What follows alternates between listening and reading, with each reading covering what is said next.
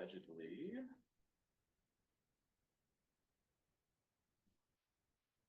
Thank you. Like our guests, not forget.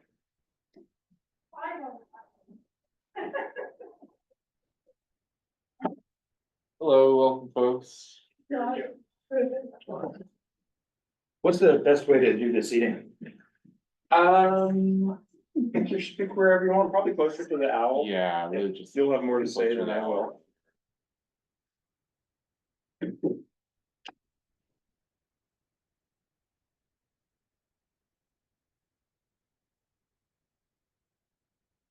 It said recording in progress, but so that last, I think maybe the issue is just we didn't record it. Somehow that could be. That's several icons. I know, so they were just, actually just.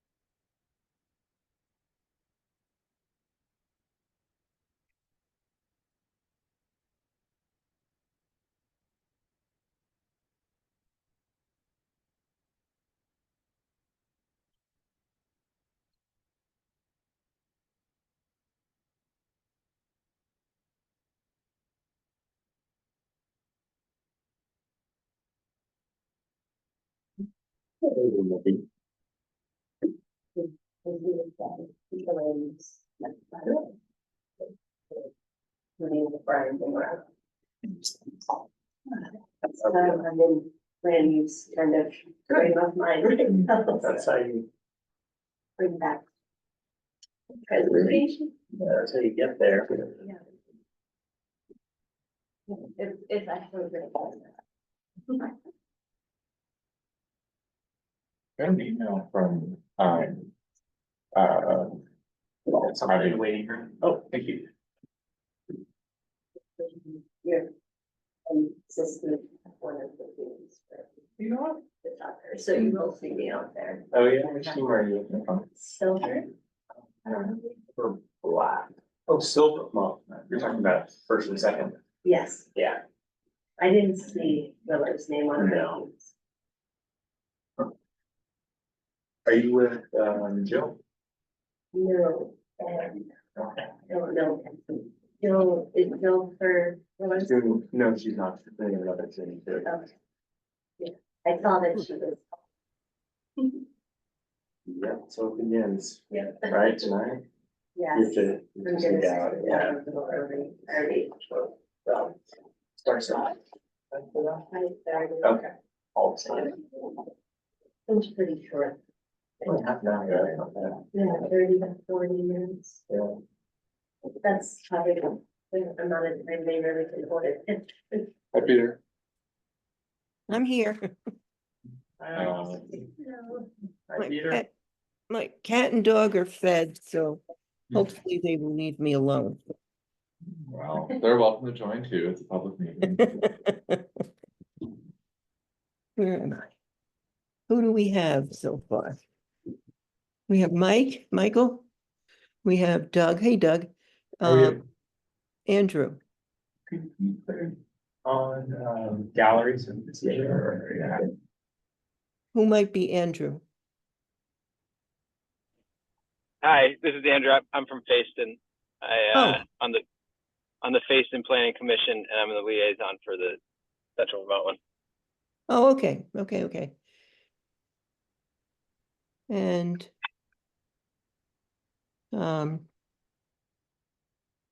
whoops. Wanna be- Alice Farrell, Zoom will let her join. Okay, She could be testing her audio, I got et cetera. And Alice emailed to say she's has to head out a little early today, as will Nikki. okay, Alice Farrell is here. I don't see John Brabant unless he's in the room there. Nope, not yet. Let's see. Okay, I'll wait 2 minutes, but we do have a quorum. I just have to.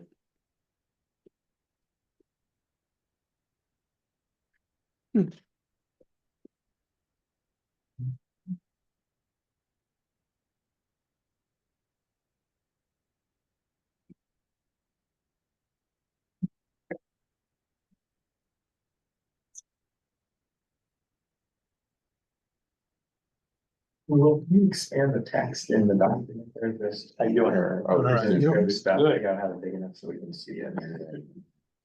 We use our projector. So you think it's bigger, but then you can't. Scrunch. Zoom. We don't really need to see the participants. Well, we do now. Well, it's meeting source. That's important. This maybe that's fine. You might want to go back in. No, yeah, there. Kind of. Okay. And I found the agenda. There. And let's see. There you go. Okay, why don't we begin? Because we're all, Folks, we are recording this meeting, just in case people want to refer back to well, I think we've talked about this in previous meetings. Everyone's still okay with that?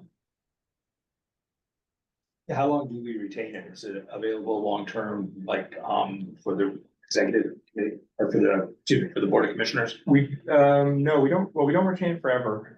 We retain it right now as long as it's needed for one like this, even with the non-advisory committees. I think statutorily it's 30 days after the minutes or after. Yeah, the minutes have been accepted. I'm fine if that's the goal. But it's probably, we keep it at least 60 days. Yeah. Just for requests. Yeah. okay, Oh, here's Eli. we have somebody else enter. Yeah, Eli just Eli, joined. okay. Well, it is 4:03 according to my Macintosh. Here's John. Huh? And here's John. Sorry to interrupt. Oh, and there's John. Here we go. Roll call here is, we have Doug and John and Mike and Alice and Eli Tui, and we have Christian and we have Will. And did I miss anybody? We have John Brabant and we have Andrew from Facein. And I think we're ready to go. Are there any adjustments to the agenda?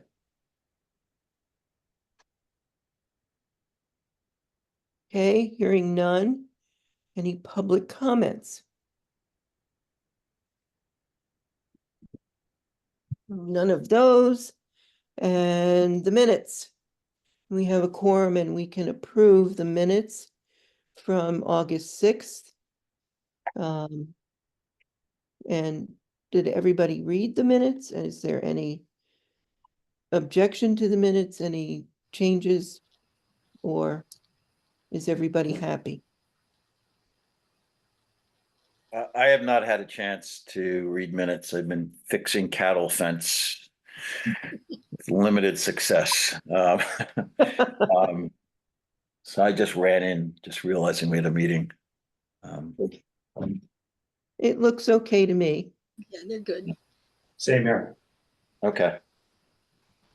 So, Okay. All right, and so then I need a motion to accept the minutes. Moved. Okay, seconded. Doug Doug? Reese? Doug and all those in favor? Aye. Aye. Things like that. Okay. Well, John, I'll tell you, I'd rather be mending cattle fence than the strange things I've been dealing with. Ugh. Okay, so it looks like we are now moving on to our guest. How do we pronounce this? Troc? TRORC, Executive Director Peter Gregory. And hopefully we're going to be discussing and making some decisions on using mandatory versus advisory language in the regional plan. And I've run into a few things the past couple of weeks that have really made me aware of using mandatory. We're talking about shall, should, and so I'm looking forward to hearing this. Okay, can I just jump in? Yep, come right in, John, Peter. Yeah, well, thank you again for inviting me, Kristen, for reaching out and having me share a couple of things that we've been doing at Two Rivers for a long time. And again, what we do here is by no means the only way to do things, but it's something that we've been doing for a very long time. I've been at Two Rivers for like 35 years at this point, and and worked on many, many regional plans. And we've been pretty active over the years in Act 250 and Section 248 and 248A for the telecommunications, and have seen how the regional plan language is used in those regulatory proceedings. You know, we all work for somebody. I work for the board of directors for Two Rivers. And once they set the policy, I implement it as aggressively as I can. So, Christian, if I recall, your main point here is to have me talk a little bit about when we use mandatory language and why we use it, and whether or not we've had any situations perhaps that we've had to change that because of how things have played out in regulatory proceedings.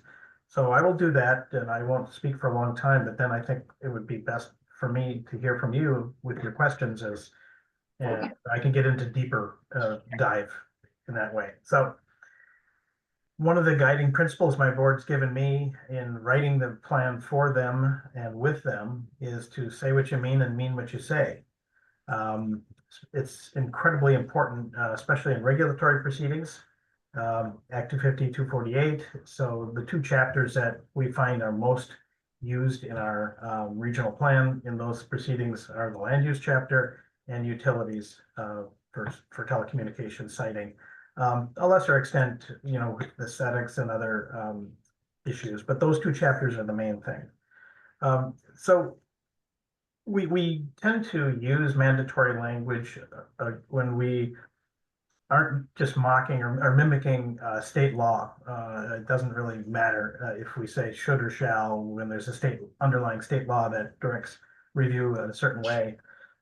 So when the RPC has some discretion to interpret the goals in 4302, which kind of are, you know, the umbrella under which we all operate, they've decided to, again, take a policy position that's in mandatory language and that serves us best in regulatory proceedings. So over the years, we have modified our language to become more mandatory and clearer and more concise, less ambiguous. When we found the language we've had is of no value in these proceedings. And as you know, regional planning commissions are required by law to participate in Act 250 and have a regional plan that's useful in Act 250. Without a plan that's written in such a way, it's of little value. And we see that play out with a lot of the town plans in our region over the years. Something will come up and they get all in a lather, and then they look to the town plan and there's really no guidance in there at all. We encourage this on Sundays when the sun is shining and the humidity is low, and the district commission says that's not going to help us.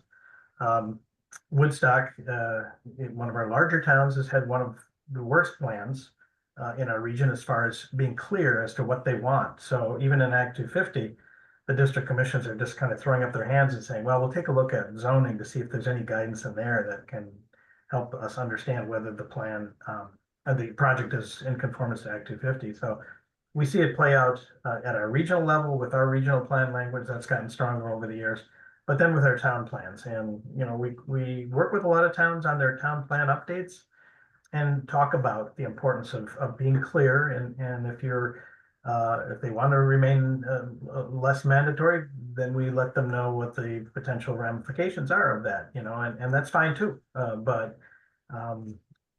we see more situations where planning commissions and select boards say, geez, I wish we had written this in such a way. I mean, we have no say in this, So that does play out quite a bit, but it's an iterative process, and town plans have gotten a lot more specific and directive than they ever were when I first started. So has the regional plan.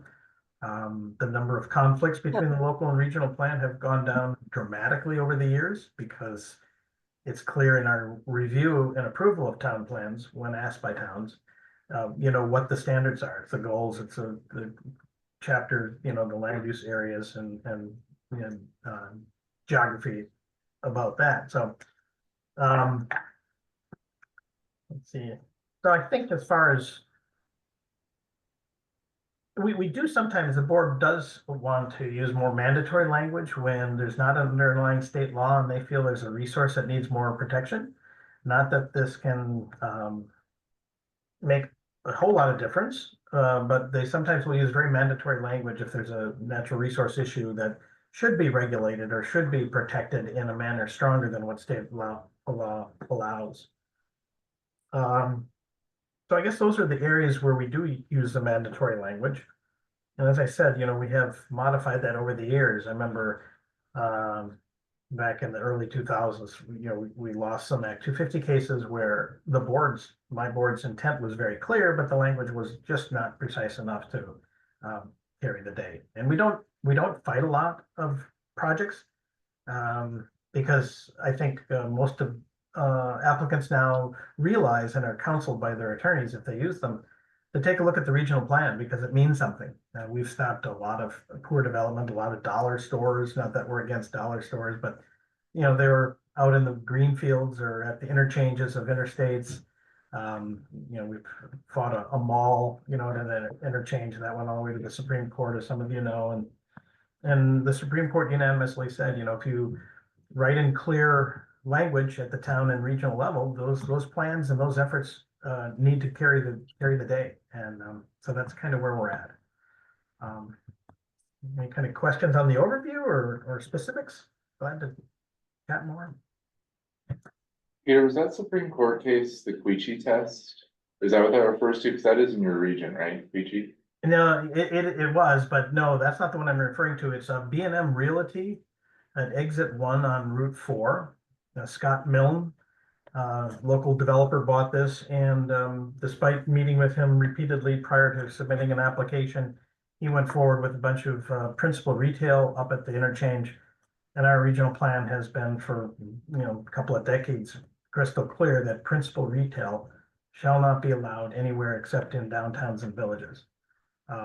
He went ahead, and because he said he had the town of Hartford's okay, so he said, well, hey, I got the town of Hartford's okay, but so you need to approve it, but he just didn't understand the process, so he was denied in the Supreme Court. And so Peter, by the way, hi. Good to see you. While. Yeah. Good to see you, Peter. So you in that case, the exit 1 case, you were acting as a regional planning commission looking at regional impact, despite the town supporting the application or signing off on it. There was an overarching regional impact that was of concern articulated clearly in your plan that you were trying to mitigate, correct? That is correct, yes. Yeah. Okay.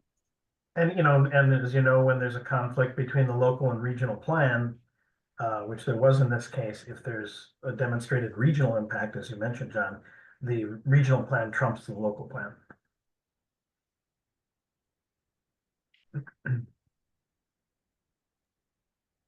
So do you have, with regard to energy, what, do you guys have, clearly stated specific language, to address the Queechee decision, on aesthetics to do with energy projects? I think we do. Kevin Geiger in my office does the review of those, so he's more familiar with the exact regional plan language, but we do participate in that. And our plan is under revision as we speak, as many RPCs are working on their plans. So, we'll be looking at that language to ensure it's clear as well. Okay. So the reason you're here, and one of the is, I've been beating a drum on this for quite a while. There was a situation in the town of Worcester where their town did provide in their plan a clearly written community aesthetic standard with regard to cell tower development. And then I'm not going to name staff person. In fact, the person's no longer with CVRPC, but their understanding or misunderstanding was that plans are strictly aspirational and they should not be used as regulatory documents. And the staff person went in and took it upon themselves to strike all the language, which was, focused on directing cell tower development in certain areas and away from other areas, i.e. not in prominent view sheds. Town of Worcester has, I don't represent Worcester, but the town of Worcester is my neighboring town. They had a particular area that was important to them because the town of Calais and Worcester have a connecting trail, hiking and biking trail. And there's this point where you stop and you take in the view over the Worcester Range, and the cell towers, one cell tower development was going to be right in front of the viewing area. It's unbelievable. Yeah. And the planning commission understood their plan to say, no, that's not allowed. And lo and behold, they looked at their plan and CVRPC staff had changed the language from shall not to should or may not, or, much weaker language. And they scrambled, and fortunately they were able to get the plan amended before the application actually was formally filed, and the applicant went away. So this is, that's a pretty recent case. I want to say 3 years ago, maybe pre-COVID, maybe during COVID. So we are now going back over the rewrite of our plan, our 8-year rewrite. And so I thought it was important that we have this conversation so we have an understanding, and the staff has an understanding, because our newer staff on board also shared that their understanding was that these are strictly aspirational documents and have no direct regulatory effect, and should not be used as that tool. And their concern was that we might not have the legal authority to use the plan in that manner. So thus you're invited here. Yeah, well, I'm sorry to hear that they went through that in Worcester, but generally a plan is aspirational, but in these couple of narrow situations, Act 250 and 248, they are absolutely used in a regulatory fashion, and to be worth anything at all, they have to be written to be useful. Ours wasn't in many cases. Many of the towns were not, and maybe still aren't. But, we talk with each town and kind of walk through, not only with the planning commission, but the select board, and help them understand what the ramifications are of keeping things loose, because you don't always anticipate what's going to come before you, and it's too late once it does. We've never had a situation on a regional plan that I can think of, or really a town plan, where the town was, or the regional commission, or my board was regretful that they used mandatory language, because they debated thoroughly. So there's never been a situation like, oh my God, we went too far, and this just never happened. We've always kind of tightened things up and made it more clear for applicants and the general public and the town planning commissions to be knowing where we stand on these issues. And as you know, we as regional planning commissions are required by law to participate, and it is a regulatory proceeding, and we're required. required to have a plan that is meaningful, and we have a different role as regional planning commissions than we do as towns. It's a bit of a dance when our representatives are predominantly town officials. We have some on Two Rivers Board that are at-large members that represent housing or different interests. But you come to the board meeting and you put your regional hat on and you stand behind the regional plan and you look at it from a larger perspective. It's not always easy, as you know, but that's the balance.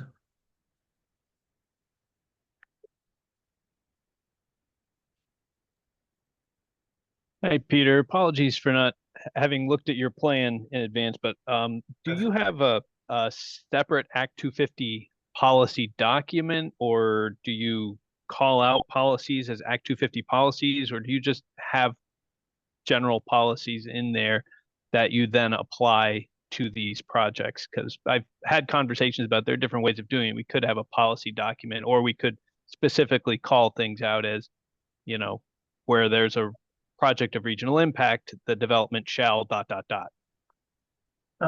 first of all, hello, Mike. Good to see you too. Hey, yeah. We don't have a separate list of policies that we invoke just in Act 250. They are interspersed in each of our issue chapters.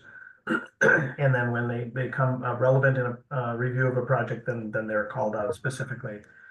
And of course, district commissions and the courts, use our plans as they are written, regardless of what we think they say. So it's really, really important for us to be clear, so there's less misinterpretation, which sometimes there is. But yeah, no, we don't have a separate document on that, and we don't have policies that are invoked in Act 250, but then are just kind of not as important in non-regulatory proceedings. Something Mike alluded to there that I've spring on you, Peter, is your test of significant regional impact. Has that played a big role in your Act 250 commenting? Well, it did probably 10 or 15 years ago, more so, or 8 to 15 years ago, when there were more situations where there were local and regional plans that weren't in sync, heading in the same direction. I mean, they don't have to be identical, but I mean, if the local plan says up and the regional plan says down, or vice versa, then you've got a conflict. So it hasn't been invoked a lot, and my hope is that it doesn't get invoked at all. I mean, that means there's a conflict between local and regional plans, and if we're all planning under the umbrella of the goals of 4302, there shouldn't be a whole lot of difference in the direction. So when we review town plans, again, when asked, we'll look at their land use areas, because in the regional plan in Act 250, they mean something. They are like zoning districts. You're in the zoning district or you're out. So if you're in a village or downtown, or you're in a rural area, you are on one side of the line or the other. So when we review town plans, we look at their land use areas and say they don't have to match exactly, but I mean, are they generally going in the same direction to contain sprawl and to provide enough future growth and housing development? Then we go thumbs up. But on the conflict and the substantial regional impact, it's my hope is to be used less and less.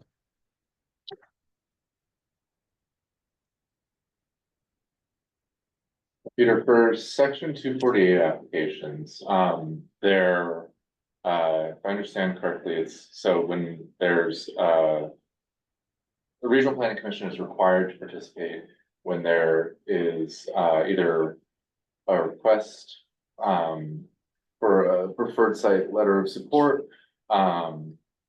when it goes to when an application goes to hearing,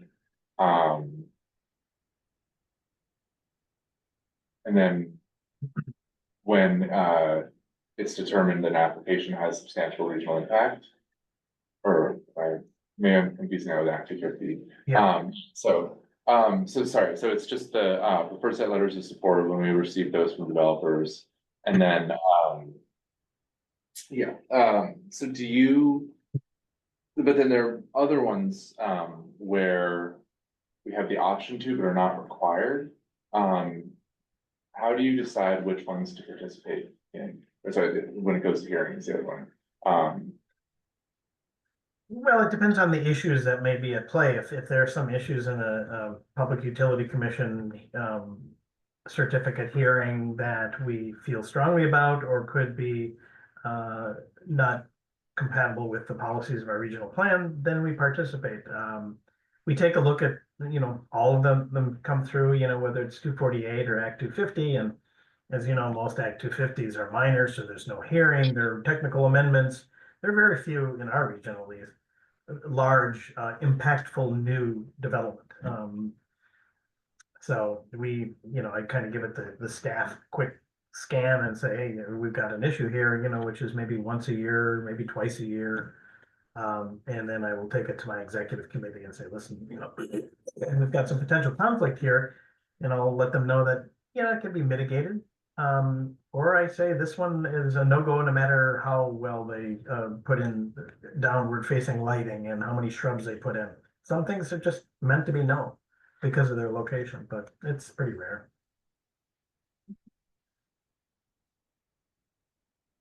Peter, you mentioned that most applications are now processed as minors. I think that's actually a misuse of the law, but it's actually the longer precedent seems now. Have there been situations where the 250 commission your commission has considered an application to be minor where you've petitioned for a hearing as a region? Yeah, not too often. Not too often. We were trying to work with an inn development, a lot of rooms, and they wanted 2 curb cuts on Route 4, which is clogged, as you know. And we said, you can do this. And they said, we're not going to. And so we called for a hearing, and then they quickly changed things, and then we dropped our request. But and the inn has got a nice little tavern in it, and it's got a circular drive and one access to Route 4, and everybody's happy.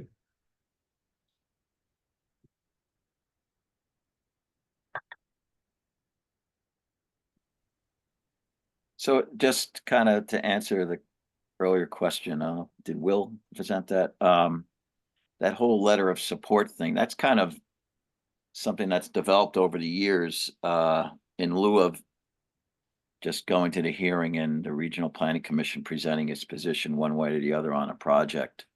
But criterion 10 is where the region has the opportunity to present its stance on a project and whether or not it's supported by the regional plan or adjustments need to be made before it can be supported, or it should be outright denied as proposed. That's your understanding as well, correct, Peter? Right. Yeah, we don't ever provide letters of support. I mean, our role is to ensure that the application has met the conformance to the regional plan criterion 10. And that's not just for land use. I mean, everything within that plan can and should be used within the compatibility test. Quite frequently, it's land use, but yeah, no letters of support. But we're very clear in outlining our concerns if we have them in person and in writing. Sorry, I Great. should probably Yeah. clarify, if I'm understanding correctly, the preferred site letter of support is for section 248, so for utilities. And then the criterion 10 is in Act 250.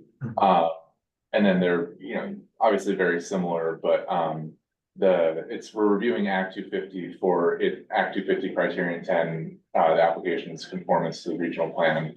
And then separately, the section 248 is where the preferred site letters of support, where renewable generation facilities between, remember the exact generation capacity, are required to get preferred site letters of support from the Regional Planning Commission to be able to get the certificate of public good from the Public Utilities Commission. Just making sure. And therefore get benefit to the net metering. Right, could It's participate between in net 150 metering. kilowatts and 500, right? Yeah. Yeah. And then, Yeah, I think it's that latter point that is the basis for the preferred site letter. Yeah. And just to be clear, criterion 10 is from the Act 250 statute, as it were, in Title 10. Section 248 is in Title 30, I believe, of the Vermont statutes. And there's also a 248A section that deals with telecommunication towers. But both of those sections incorporate the full 10 criteria and sub-criteria of Act 250 by reference. Just to be clear, so the Act 250 standards apply, and they are Act 250 standards that apply in both venues.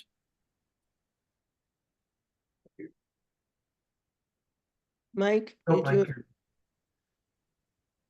I think he was waving to someone else in his office, Alice. oh, okay.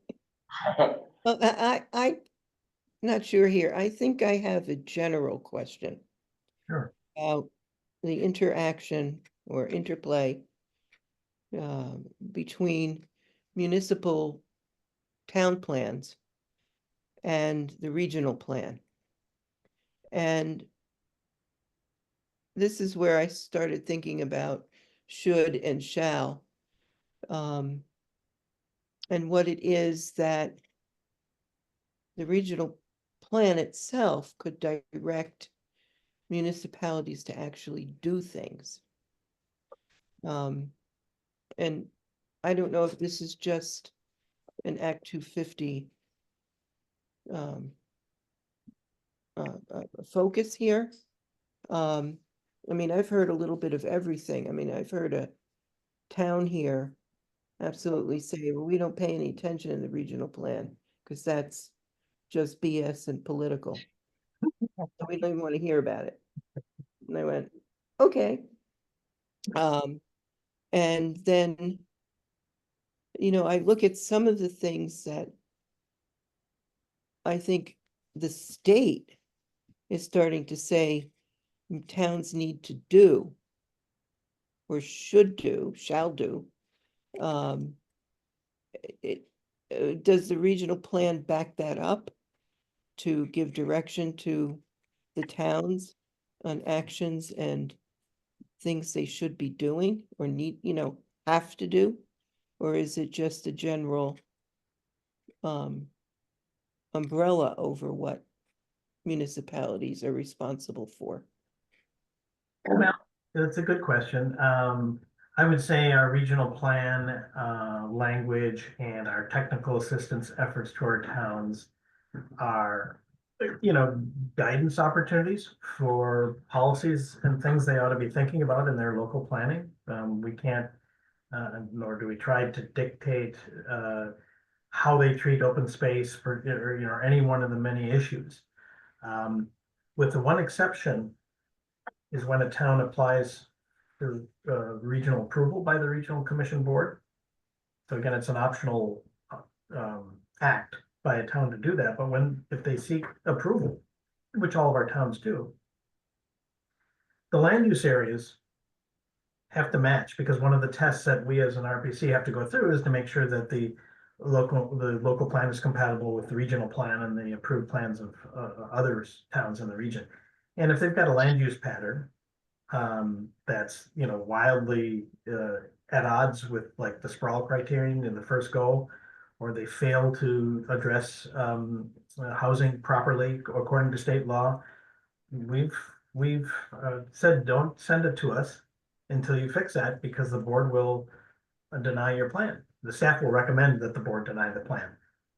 Towns have then redone their plans and gained that approval. Other towns have said, well, we're going to roll the dice, and we have, the board has denied town plans. They did that in Norwich. First time in 200 and some years that anyone said no to Norwich, but it created quite a stink. But they have issues with the housing and stuff in town, obviously. So yeah, it's generally guidance and education that the regional plan is used and our staff is used to help them.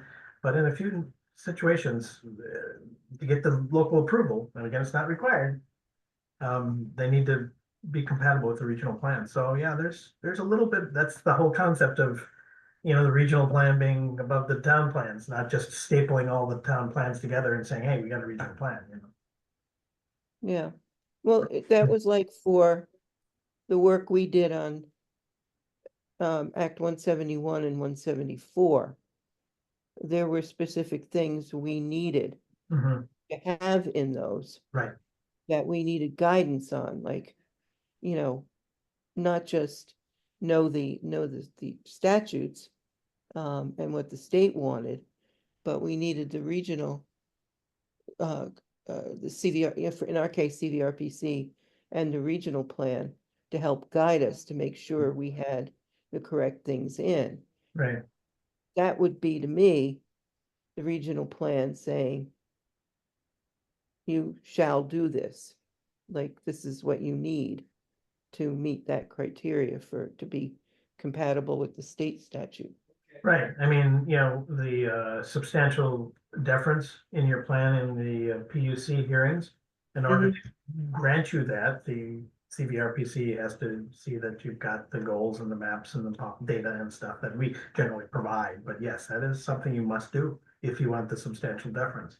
In our region, maybe about 40% of our towns, and I have 30 of them that have gone through and gotten that substantial deference. So it's not a priority for everyone, but if you want that in your review of 248 projects, then yes, you have to include certain things. One of my headaches right now is I got stuck, well, I got involved, had to get involved with a couple of things that I felt more people on the planning commission and the DRB and the select board should be well versed in. And they should be able to go to the town plan to be versed in this.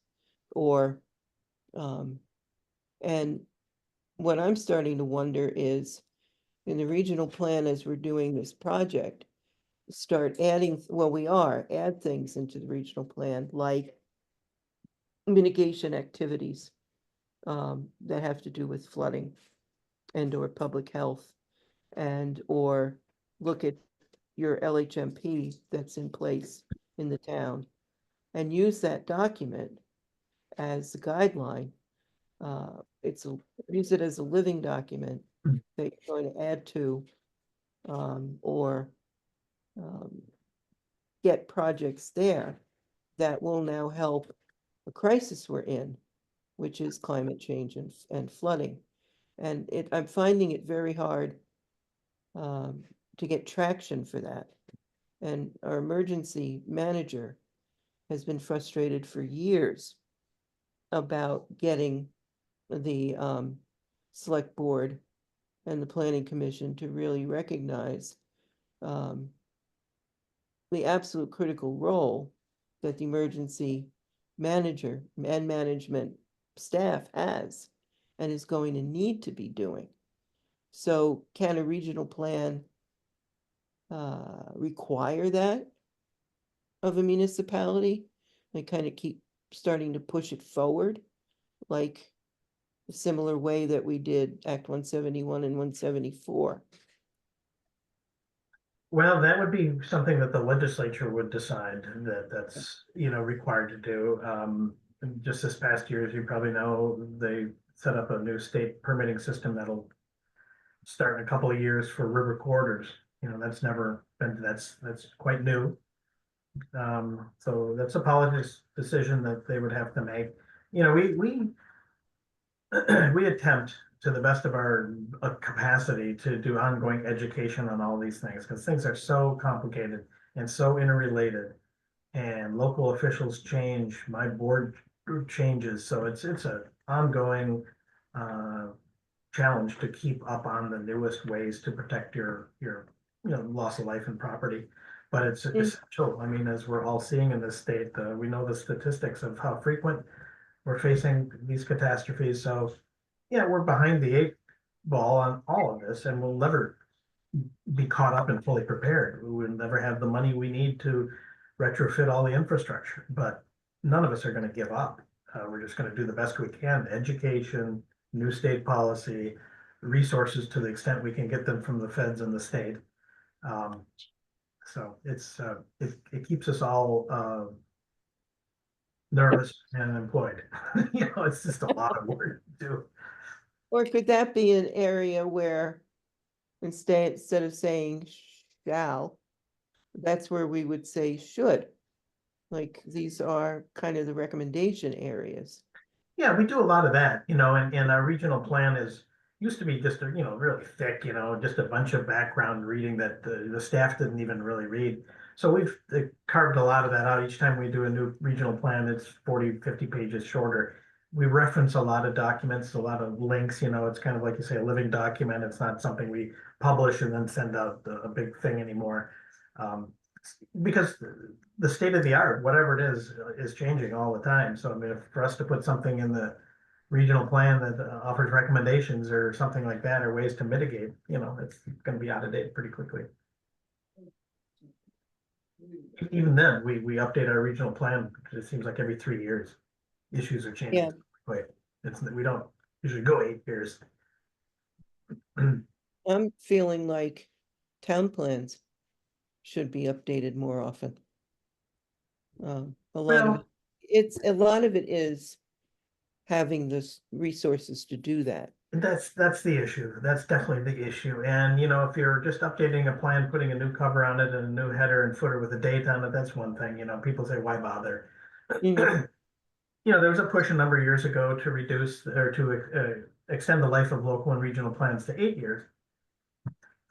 Personally, I wasn't supportive of that. A lot of the planners in my region, pushed back on my thought on that, but I think the issues are changing more frequently. Mhm. Yeah. I have a question. Sure. I'm curious about, Act 250 and Act 248 are areas where regionally we have a lot of teeth, and we can, say shall or shall not.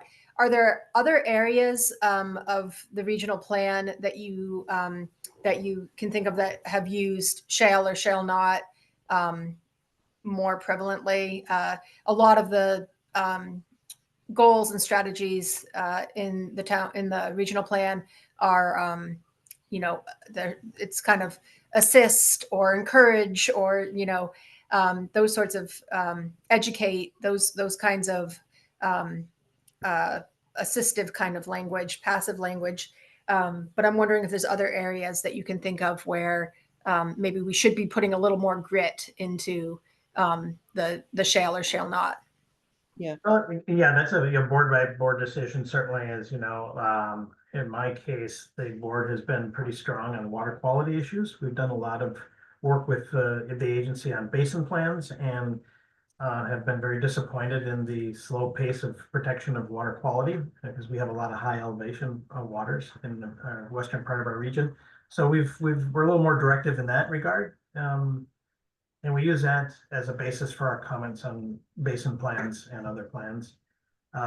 Transportation, we've got some strong policies, certainly land use, aesthetics, those kinds of sections. But I think, in many parts of the regional plan, we have shoulds and shalls. So it's not just those 4 or 5 sections I mentioned. The assist, we have a section of recommendations in each chapter. They're kind of recommendations for the Regional Planning Commission staff to be involved in, data collection, research, helping towns. So that's, Two Rivers should help towns, with mitigation strategies, that kind of stuff.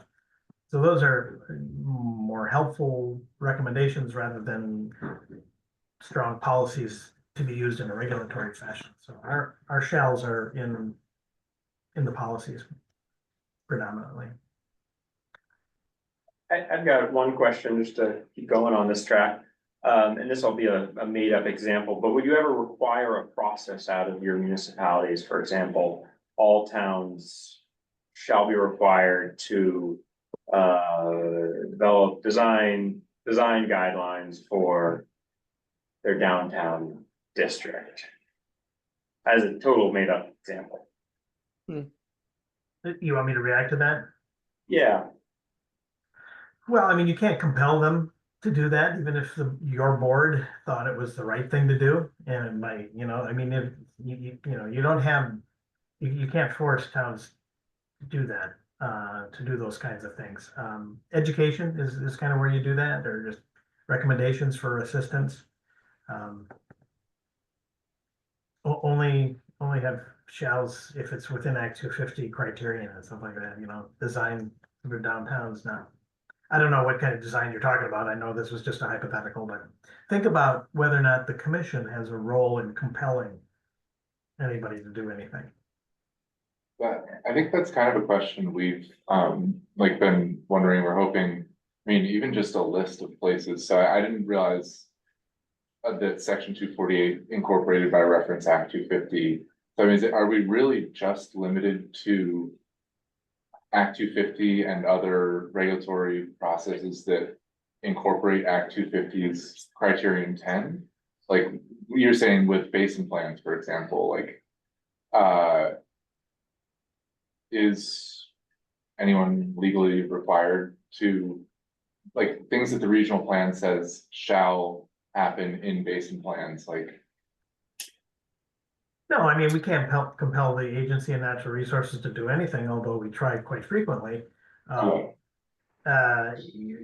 know, but I think we're stating a policy, and, you know, I think sometimes legislators will look at our plan and my regional plan is the basis for all the testimony I provide up at the State House. And I do quite a bit of it, and I know how far out beyond that stated policy to get so that I'm there next year. But that's what drives me to, you know, provide legislature and towns and things with suggestion. Yeah, and you have some leverage with municipal plan approvals as well. So if you've got policies that you can, and I know the CVRPC in the past has had a policy that on the number of housing units and making sure that you had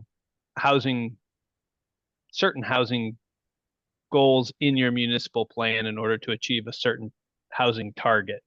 And I you know, as a municipal person, I always thought those were very clunky, but, you know, it is a place where if you've got good policies, you could approve or not approve a plan. So really that's where the policies come in. You're going to be, as a regional planning commission, and I can say this because I've been on both sides of the table, you can use it to approve or deny a regional plan. You can also recommend or not recommend support for Act 250 and 248. But that's where most of your authority to really apply those policies and deny something. After that, you know, you're going to be applying those. When there's a basin plan, you may make comments on the basin plan based on what are the policies that are in your regional plan as well, but you're not really making a regulatory approval or denial, but you might go through and say the basin plan is not supported by, or the regional plan does not support the basin plan in these 3 areas because we feel the basin plan isn't, you know, addressing headwaters sufficiently because their headwater definition isn't, you know, isn't as aggressive as ours, and we recommend they revise the basin plan to address things consistent with our regional plan, but we have no way of approving or denying it. But so those are usually the other way. If you've got policies that are clear, you can apply them also to municipal plan approvals. Right. Good point. I'm glad you emphasized the town plan approval as the one other area where there's some strength in what the regional plan says.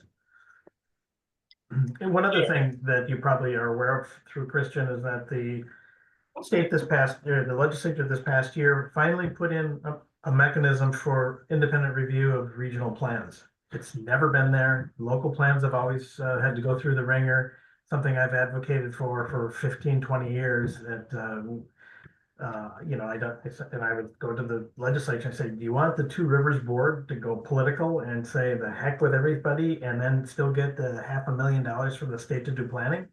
As a taxpayer, no, that's no good. So thankfully, we have a regional approval process. So you'll be submitting your regional plan to the Land Use Regulatory Board by the end of 26. And they'll look at your land use areas as well as everything else, like how well you address the goals of 4302, whether or not you included all the chapters in the statute, just like we do for municipal plans. It's caused a lot of chafing among some of my colleagues, but I think it's the right thing to do. I don't know how you could advocate for not having a real review process. And that's only if the regions want to ensure that they are grant eligible. No, it's really Or is to it all ensure, plans? Yeah, it's really to ensure that the benefits that are provided to villages and downtowns under the Downtown Development Act don't go away. Because if an RPC decides not to do a plan that's approvable, those benefits go away. I mean, that's the biggest stick I've ever heard the legislature do. Yeah. I mean, carrots always taste better when there's a stick on the end of the table, and this is remarkable.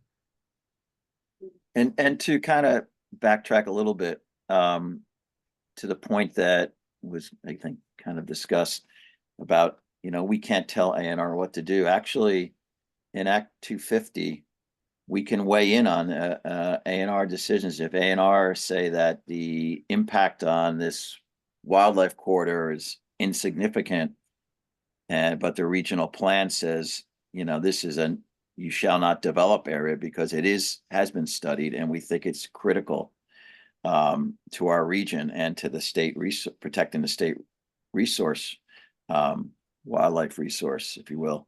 The commission has overarching authority to essentially override any ANR determination, whether it's through a permit or just a position taken in the proceedings in Act 250. So, and Act 250 really is about looking at regional and statewide impacts to resources. So to the extent that there's development proposed in, river corridor or something that is inconsistent with the regional plan, most likely, well, maybe not anymore, the way the law has been changed, but Act 250 historically has reviewed those development projects, and there have been occasions where Act 250 has denied approval of projects that towns have, like Peter said earlier, have supported. So yeah, that's a good point. I mean, we always suggest to our local officials when they're drafting their plan, don't be afraid to articulate what's important.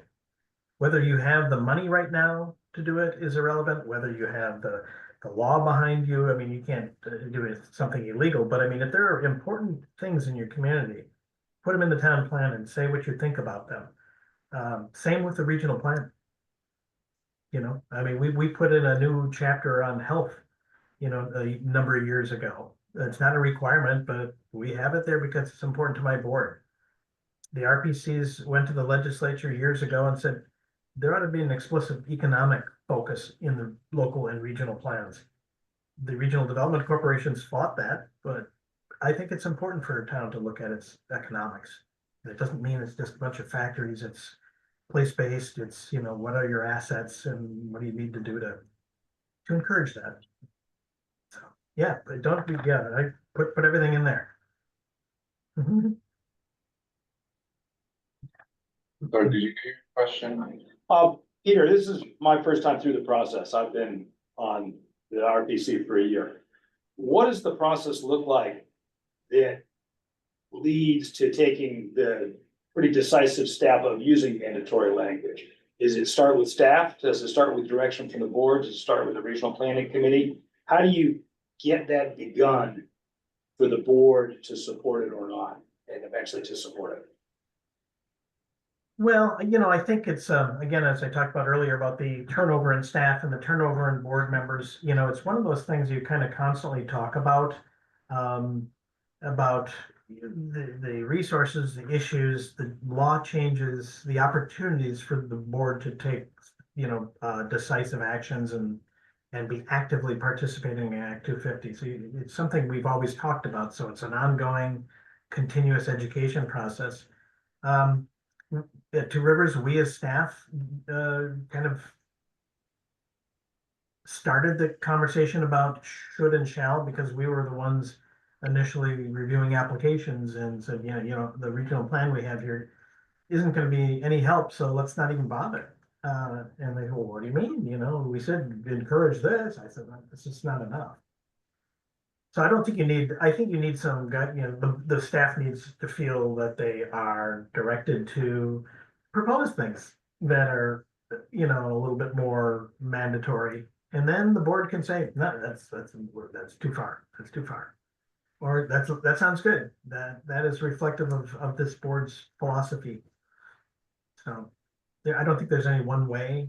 Sorry to say, but I think it gives you guys the opportunity to bring it through a regional plan committee and staff and then go to a board, make a presentation. And this is what we're thinking with this iteration of the plan. And this is where we need to go by December of 26 to get our plan approved. Otherwise, we don't have one, and there are negative ramifications for not getting there. So it's, I mean, even on my board, there's not unanimity in thought on individual policies or whatever we do, but it's a strong majority. So kind of to embellish the question, I guess, and hopefully get a clearer answer. As staff, if there are substantive policy changes that you would like to see as part of an overall set of changes, you underscore and you highlight and you give notice to your commissioners and review subcommittees of those policy changes, correct? So that they're aware?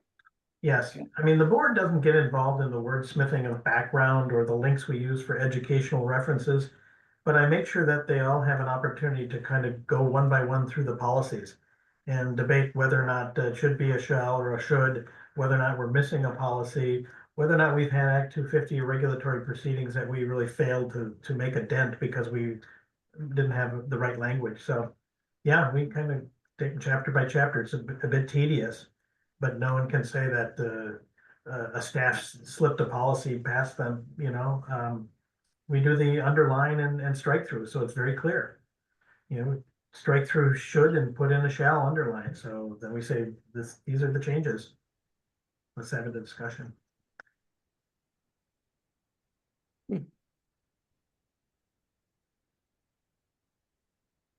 One question about the shall should is, so basically, if I'm hearing correctly, there are a few specific areas. So Act 250, Section 248, and then approval or not approval of municipal plans where RPCs really have teeth. And then, but you're also encouraging beyond that, like as you said, don't be afraid to articulate what's important, and then using shall instead of should can be a way to, in a sense, sort of put like emphasis or put an exclamation point on issues that the CVRPC finds very important. So is there a consequence of going overboard with shall over should? I mean, from that, it's like, seems like maybe we just Control F all shoulds to shalls, because why not, right? So why not? Control F, it sounds like you're an old WordPerfect user or something, I wouldn't do that, I would make it thoughtful and have some, reason behind it. I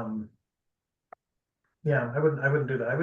I would be rational in your decision making. And I think I mentioned earlier, and I'll just reiterate, we have never found that we had to backtrack and go from shall to should or might or encourage. I mean, because the basic direction of where the board was hasn't changed. Even when you say should go this way or must go this way, you're still going the same direction. So it's not a reversal of the policy. It's just language that is useful in a regulatory proceeding. I mean, even should is articulation of what the values are of your commission. I have a question. There's some references we have in our strategies. This isn't our rewrite. So not our current chapter, but what we're rewriting now, where we're referencing other documents. And so we're basically saying, I'll read it actually. This one's about light sources. So light sources shall be shielded and not directly visible from transportation corridors or adjacent residences. Due consideration should be given to the guidelines set forth in the Outdoor Lighting Manual for Vermont Municipalities. And there's a couple of them that are referencing that outdoor lighting for municipalities document. Do you recommend kind of like that as a guiding? There is a shall not in there, but then there's right after the shall not a due consideration for this document. Well, it sounds like you have a policy that's mandatory. But then you also reference a document maybe for guidance on how to do it. I think it's the old central, Chittenden County RPC lighting document, if I recall.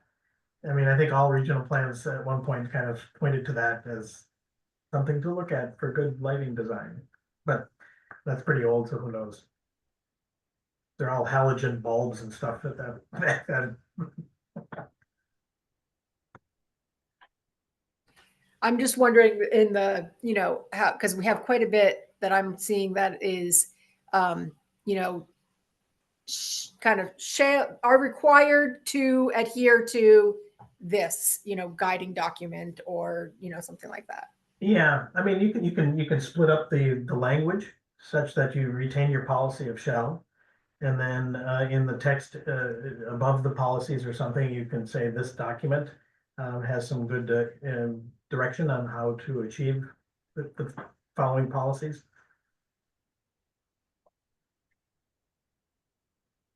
Being aware of time, I just want to make sure we're not holding you back, Peter. If you have something else to go. No, thank you very much. No, if you find this useful, I'm available to continue on. I don't want to ramble. I want to make sure your questions are answered and my answers are useful.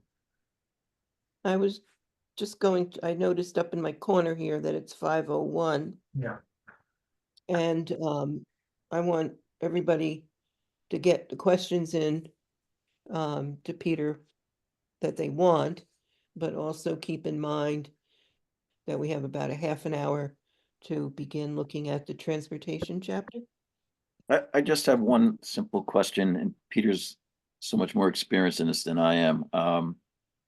The colorable difference between shall and must, what is the case law, case precedent on that?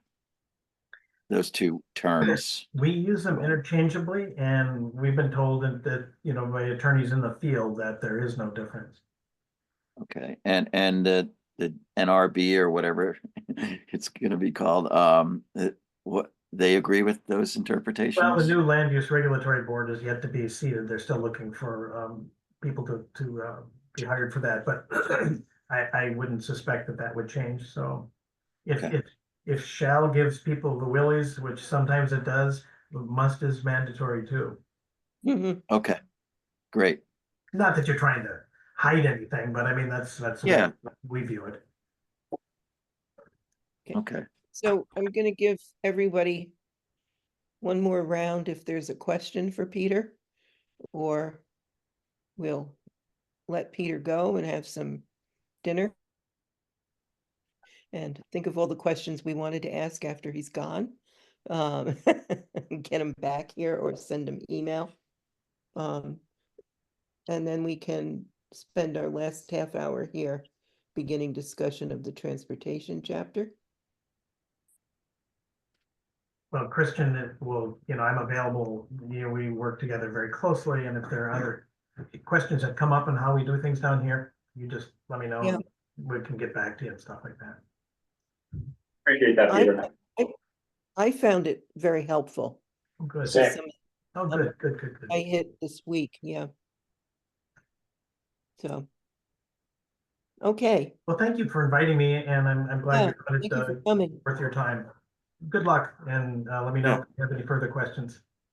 Thank you, Peter. Thank you, Peter. It's great to see you. Good to see you, Mike. John, take care, everybody. Bye-bye. Bye-bye.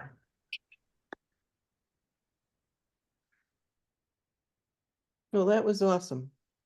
Great.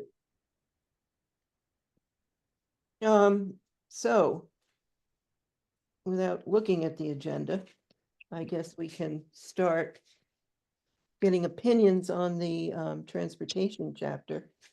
I have to put my pages back in order, but I did put notes in here and there. But for me, in my humble opinion, I thought it was very well written and interesting. I thought there were some things in here that didn't need to be in here, or might have been, no, I don't think there was much redundancy, but I think there was some areas where it could be tightened a bit, but mostly I thought it was a good read. So I'm opening it to comment.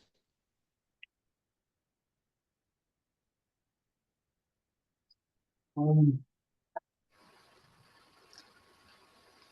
start. Okay. I agree. I think it's a good start. I think it, covers the things it needs to cover. I would request a stronger introduction that describes the state of play so that a person who's reading this chapter knows what the issues are as they go through and reads them one at a time. Something that gives a 2 or 3 paragraph overview of these are the issues facing our state, are in this area that we have our goals below, and the funding or the resilience or these are the big picture items, so that you're ready to start receiving the information one block at a time, but you have that overview provided.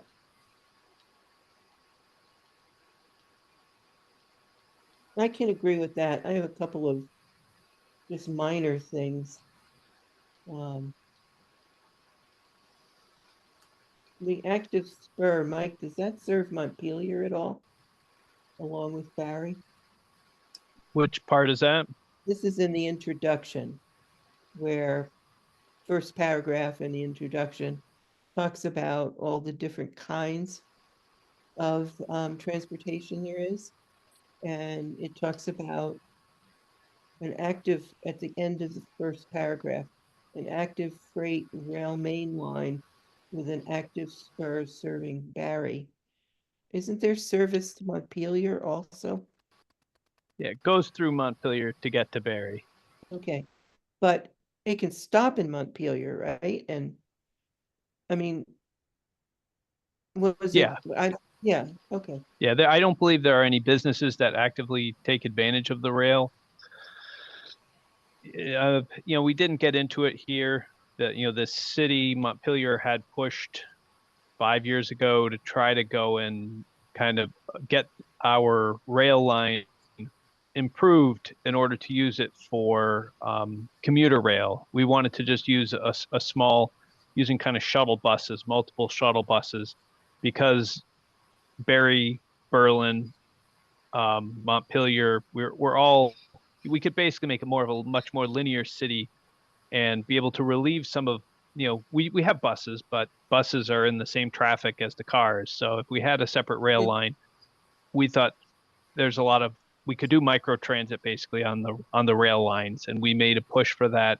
The state didn't go along with it. They said it would cost too much to fix up the rails, and then a year later they promptly fixed up all the rails. So but they fixed them up for freight and didn't improve them enough to use them for transit. So out of curiosity, is that state-owned rail or is that freight-owned rail?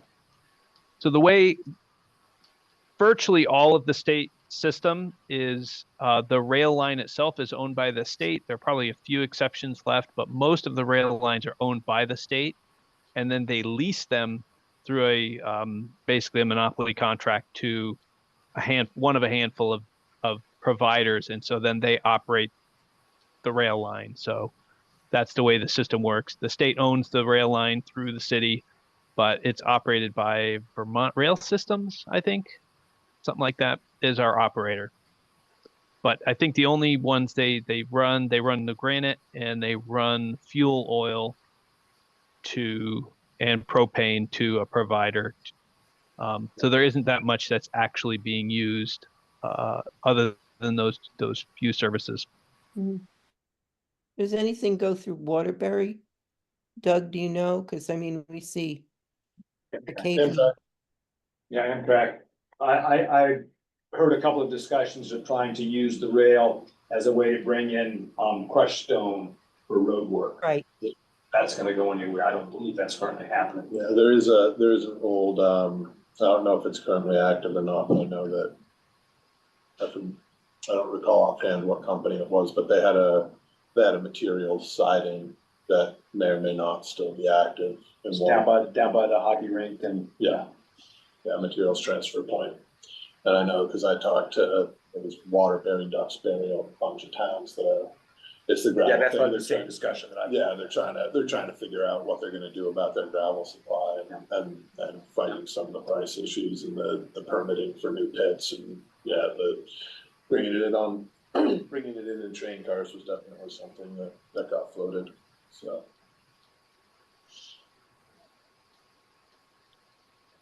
Alice Farrell? Yes, yes, hello, yes. Let me take this down before I forget. I just have a question about the connections of the chapters, that this chapter is on transportation. We have a chapter on housing, and we're talking about increasing density in village and central areas. And how are we going to relate those together? Because increased density increases cars. There's a potential for mass transportation for public transportation to be decreasing, that Green Mountain Transit is not necessarily increasing their runs. How is that all going to work together in a regional plan? Sure, so increasing densities, if done right, and that's a big caveat, should get you increased use of non-motorized modes, right? I should be able to walk to the store in my village or downtown. The transit component is the economics don't work, right? Realistically, outside of, local service between Barry, Montpelier and Hospital Hill, and maybe a trunk service from, Barry to Burlington, with stops in Montpelier and Waterbury. You can run the numbers backwards and forwards, and you're going to have a really tough time making them work on transit. The subsidy per rider is enormous. So in that context, right, your best long-term bet is to have a concentration, right, future concentration of new development around your existing centers, so that you're putting people near the things that they want to use, and you're creating the user base for future activities that you can co-locate with those people, right? It's transportation land use nexus is like probably one of the oldest concepts in the field. And so that's where that densification concentration argument comes from, right? And then that's how you get those local street networks where you can start having the complete streets and kids riding bikes and, low speed traffic, right? I have no argument with that, but what if you live in this dense area and you work 25 miles away? You're going to have a car. So the idea of increasing density and presuming that automotive traffic is going to decrease, I just would like to see how that's all going to work together in this plan. Right, but your arterial network's going to have to carry those people regardless where they live, right? If I'm on a 20-acre hobby farm out in the middle of nowhere, I'm still coming down and getting to an arterial more likely than not in order to make that 25-mile commute. Okay, that's my first question. My second question is the section on dangerous roads. Does the Regional Planning Commission have any say in working, they're accident prone, and I'm referring particularly to Route 62 between exit 7 and downtown Barry. I think that has significant, and I travel that road sometimes 4 times a day. And what I'm seeing is an increase in bicycle traffic, an increase in pedestrians, an increase in accidents. Does the Regional Planning Commission have any assistance that they can offer to Berlin, for example, which is planning on putting its town center off of that, and their recreation area off of that arterial? And it's just, it's a very bizarre road is what it is. Yeah, so you're gonna be, I mean, that's gonna be grant money for retrofit, I think is the best that you're gonna have there, and that is.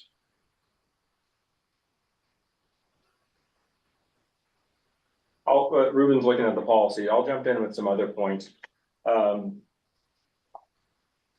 You know, I think you mentioned the density and their interplay with the arterials. Regionally, our arterials are in pretty good shape in terms of capacity to volume. Where we see that volume exceeding capacity, we have the language in there under our policies, I believe, to study where enhancements might be needed. And those are also, as it were, the same overlapping areas where transit does tend to come the closest to penciling out. So then we can also promote and push for complementary transit along those high volume corridors. Those high volume corridors are also our safety issues as well. So this interplays well.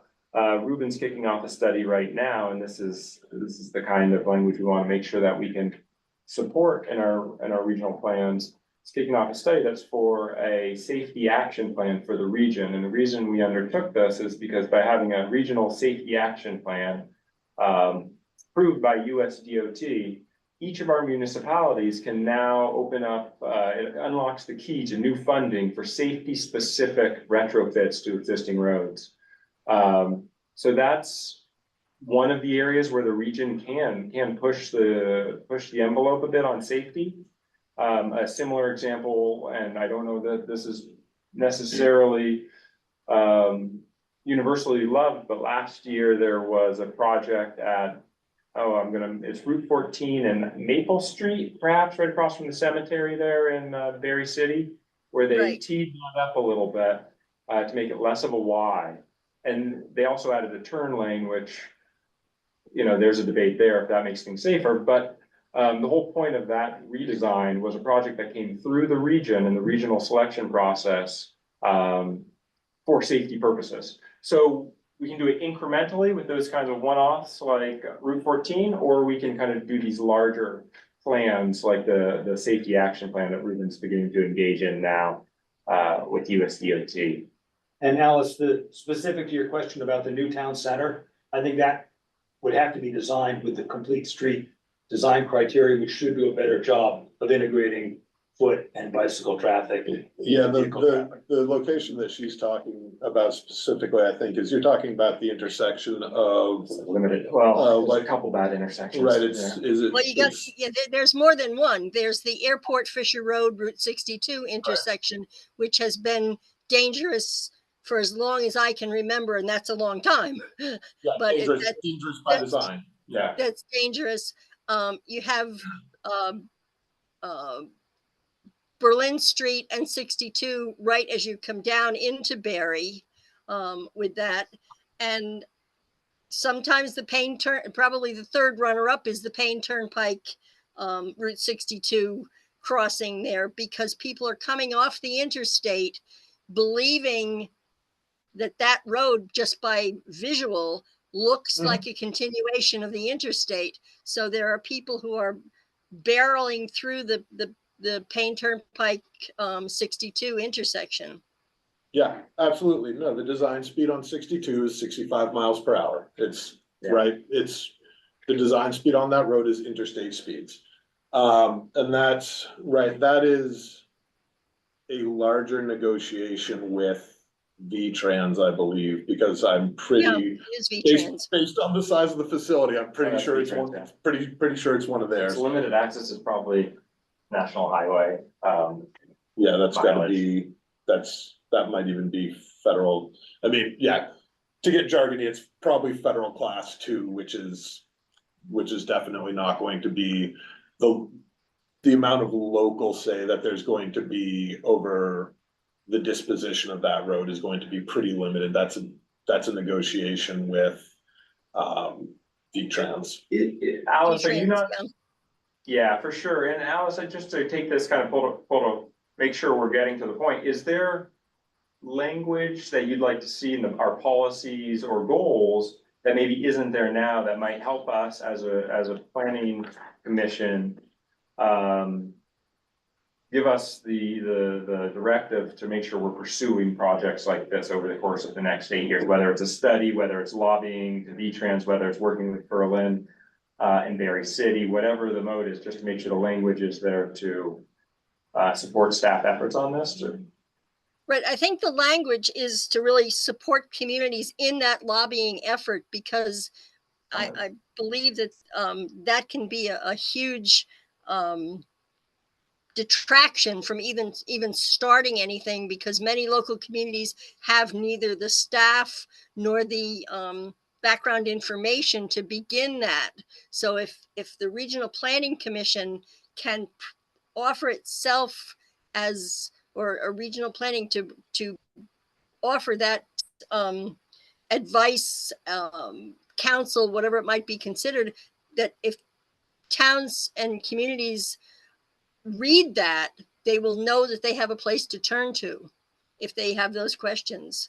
Because I live in Barrytown, but my work requires that I go through Berlin, and so I keep track of what's happening in Berlin, and I'm just very fearful that as they go forward with the town center there, that Route 62 could really be a detraction for the use of bicycles and pedestrians, even though at this point in time, I do see a considerable amount more of bicycle traffic on 62.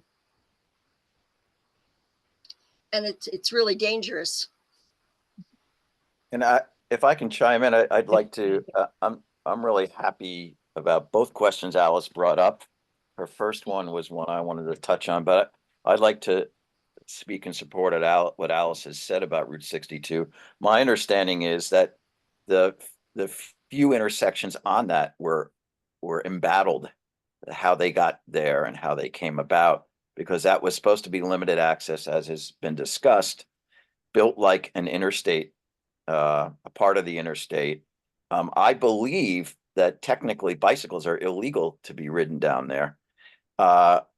And I really think that it's long past time, given the development that's occurred since 1970 when that was put through. It was put through a couple of my friends' farms. So it seems like maybe we do need to have a staff and transportation committee, and maybe others, plan committee, need to have a sit down with state and federal regulators and see what tools are out there, what options there are for a redesignation of that corridor.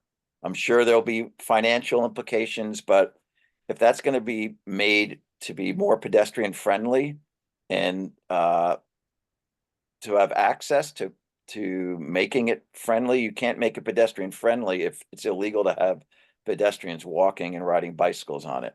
I believe that on the books, you'd find that even though it's not enforced, it's not a legal use, just like on the interstates.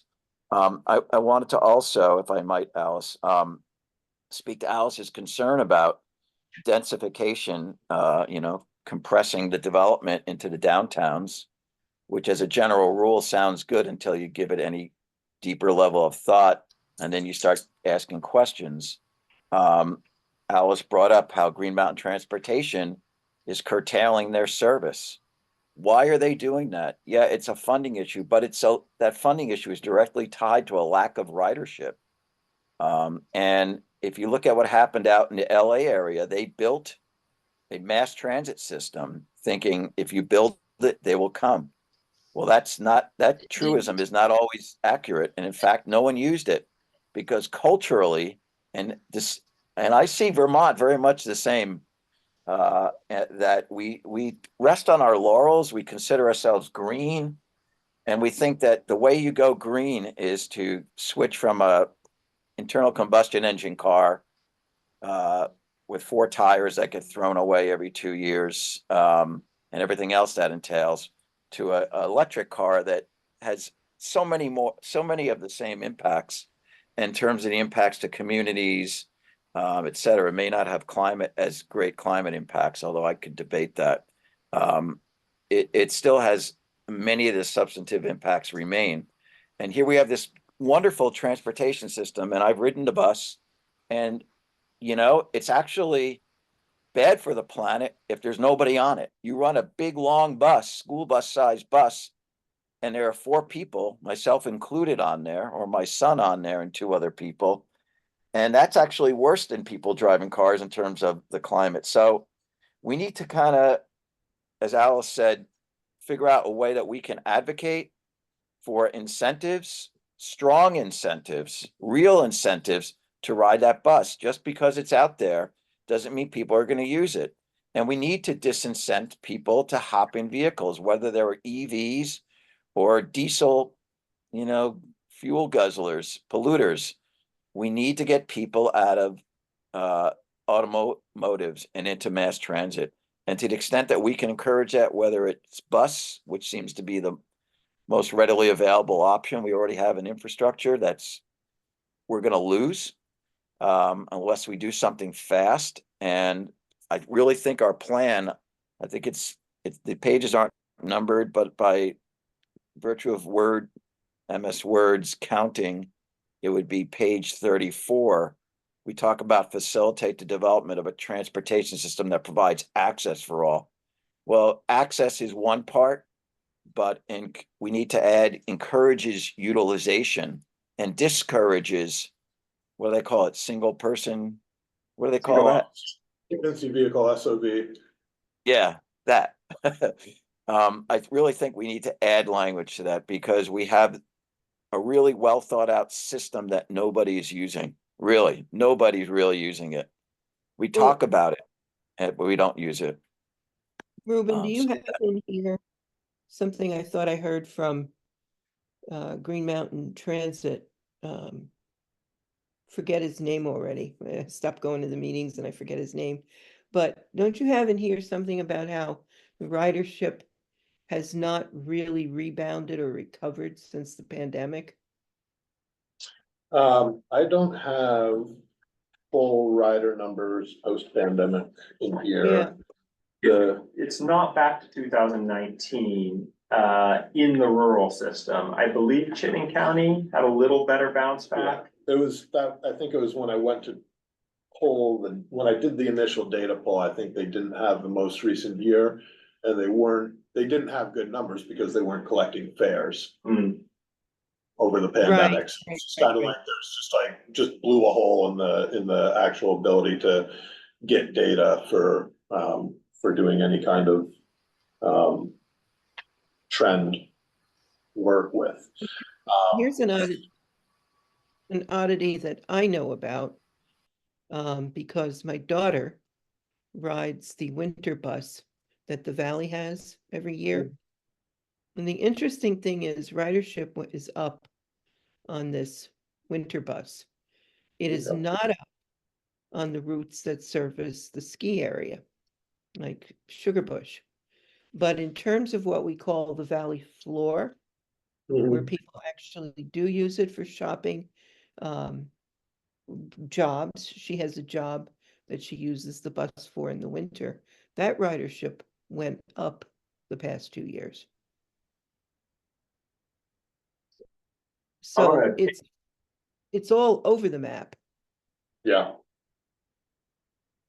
I'm gonna take it. Oh, go ahead, Doug. Sorry, I'm gonna you guys just, but I was just gonna say, I'm gonna take it again on all these issues, take that 30,000 foot step back and ask that question, what's that critical step that the RPC can put into its work? What's the action we can take around transit in the Valley, which is obviously a hard model to sustain financially, given, I mean, it's only seasonal. We don't want to be too wishy-washy, like encourage transit use. So, you know, I would encourage the group to kind of think about what are some of the things we can put in there. Certainly staff probably has some ideas. Yeah, I think another thing that would be helpful is we have something like 11 goals right now. And I'm sure that there's some redundancy in those. So a review of those would be very helpful. Also, I know that a lot of the strategies language was my attempt to do some consolidation and make. You're headed in the right direction.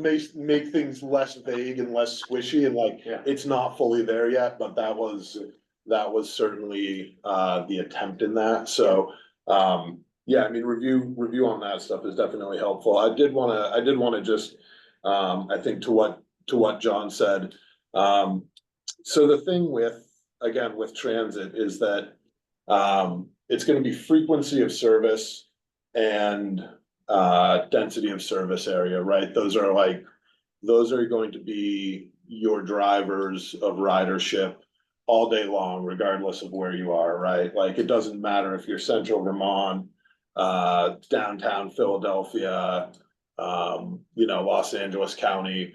And I think that right to what you said, that there is a cultural element to some of this stuff as well, right? And I lived briefly in Los Angeles. It didn't agree with me. I made it about 6 months and decided that was that. But I did ride their metro, and as far as build quality of the system, it was fine.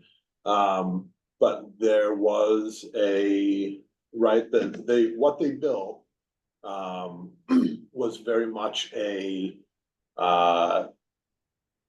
it's the type of system you think of when you think of like Manhattan, Brooklyn, Queens, downtown Philly, right? And Los Angeles is kind of medium density all the way through, right? So they never have, and I don't know I don't know how much effort they put into it. I mean, this was a while ago, but it's, it does go back to that thing where depending on what your transit vehicle is that you're trying to run, right? If you're running full length heavy rail consists, you need to have some really serious centers that you're serving, or else you're gonna end up with that same problem where it's well, my car is more flexible and there's really not that much to do there anyway, and the point-to-point service doesn't provide me the same convenience as the car, so I'm gonna hop in the car, right? I mean, that's and I will just say that I spent 8 years doing transportation demand modeling in Philly, so I've read more than I care to recall about the statistical modeling of traveler behavior and determinants of choice sets, blah, blah, blah. But it's, so I think that when I get on like the make centers, concentrate things, make walkable, figure out how you're gonna have walkable neighborhoods in your villages and downtowns. It really is from that place of like, if someone can walk to the store instead of driving, that's one vehicle you took off the road for a gallon of milk. And that then having, when you have the areas where internally your circulation can be on foot effectively, then you start having the nodes that you can serve, and get the riders on those transit services. But it's not a fast turnaround, unfortunately.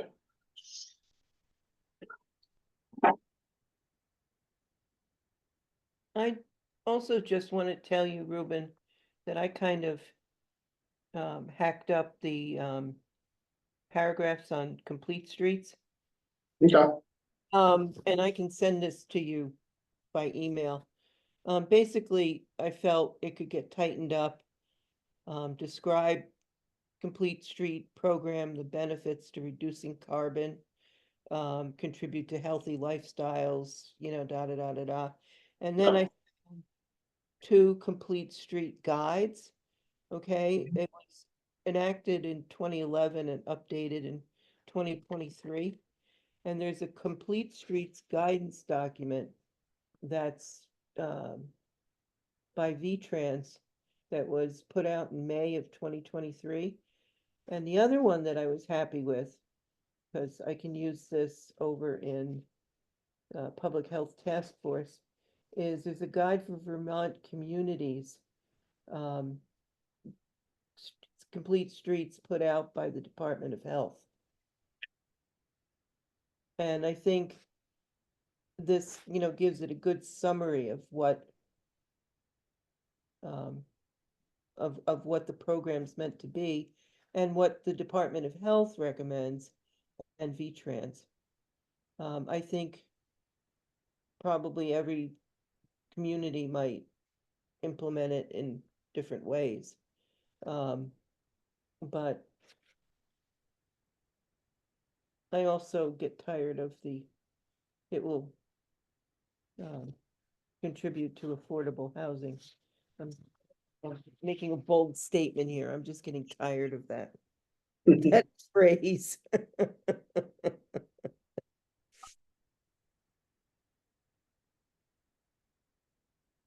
So does anyone else have comments? One last comment, just I'd like to see some recognition of the fact that the municipalities are burdened by excessive road repair costs as a result of the floods in the last 2 years. And a discussion of what's the magnitude of that? Where does the money come from? How much of it falls on the municipalities? Because it is a pressing concern, I think, in all the member towns. And we've been talking a little bit about that issue in particular, and one, the need for that study and the value it would bring to the conversation, but also the difficulty and the time needed to collect that data. Yeah. So If it can't be done, it can't I be think done. we can sketch a little on there, but we Yeah. can also plan to plan. Yeah. Make sure that we're Yeah. saying this is an aspirational thing we want to Yeah. work towards. Yeah, and if, as a little more background on that, there isn't standardized reporting. You are maybe able to infer that from some of the FEMA reporting. I'd have to check with Keith, but when I asked him about it, it sounded like, that the process on that would be having to go and probably dig through some old town reports to establish your baseline, right? If you're talking about a trend analysis. So you're digging through town reports, you're seeing what they're actually reporting, and you're gathering together, what you can that all looks vaguely citrus-like, because you're never gonna have apples to apples or oranges to oranges, or I shouldn't say never, but there's a low expectation on our part that we would be able to end up with a data set that clean up front, so it is, I think that it's a valid ask for a study, but I don't know that it's near term in the time horizon that we have. But even something as simple as, what was a town's public works budget about Yeah. 2 years ago? And then what was it next year and the next year? And just that raw growth is, a lot of that is gonna be related to damage. And those are numbers that are accessible. VTrans doesn't do, it's stingy with giving municipalities money for repairs and upkeep of things like town bridges, et cetera. You can go to FEMA for that. However, one thing that VTrans does do is it does do inspections of all bridges. So every 2 years, it also inspects town-owned bridges. And I've mentioned to our select board, we've got a bridge that's going to collapse at any minute. And they're like, well, we don't have money. And I go, well, yeah, you do, because Ruben sent me the funding sources for that. And I said, look, you do have money, you can fund it, and but the town should be painting their steel girders to or iron girders at this point to mitigate rust. I think there's things the town should be doing. Yeah, we went out to that bridge, actually, the Meadow Road Bridge. Oh, yeah. That they sent all the traffic over. What was that? That was like 3 days after you emailed me about it, I think, that the floods hit. And then that was the primary detour route for all of those heavy trucks. And Keith and I went out and looked at that bridge maybe a month ago. And we were fortunate enough to see a tri-axle garbage truck cross it while we were there. And there had to be a good 3 inches of flex on the deck. So yeah, no, it's, I mean, yeah, there are, yeah, that's a And lot of then flex. That's a lot of flex on my- a steel structure. Our FEMA guy went out there with our emergency manager because it's really Fred's Bridge, and this was even better. The FEMA guy was great. He's from Suffolk, Long Island, and he had a real New York accent. And so they're standing at the bridge that has a bent rail over the water, and there's actual bending in both girders that are the structural support. So here comes a 1.5 ton dually, right? Truck goes over. And the FEMA guy's standing on the bridge watching it come, and the bridge starts shaking. And the FEMA guy like almost dropped to his knees, and he went to grab onto the railing and almost went over because the railing was way bent over. So yeah, we're a little worried about what happens when the farm trucks with the, I know, with the corn silage starts going over with all that water weight. Yeah. Right, John? Although, well, the bridges are designed to flex, so particularly the older ones, and he probably doesn't realize that or something. Well, when they were installed, well, never mind. But when this bridge was installed in 55, they brought the girders in that are the support, and they're fairly long. And the delivery said, "Where do you want them?"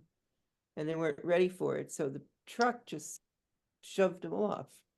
And these girders immediately each had bend in them. So they went in damaged.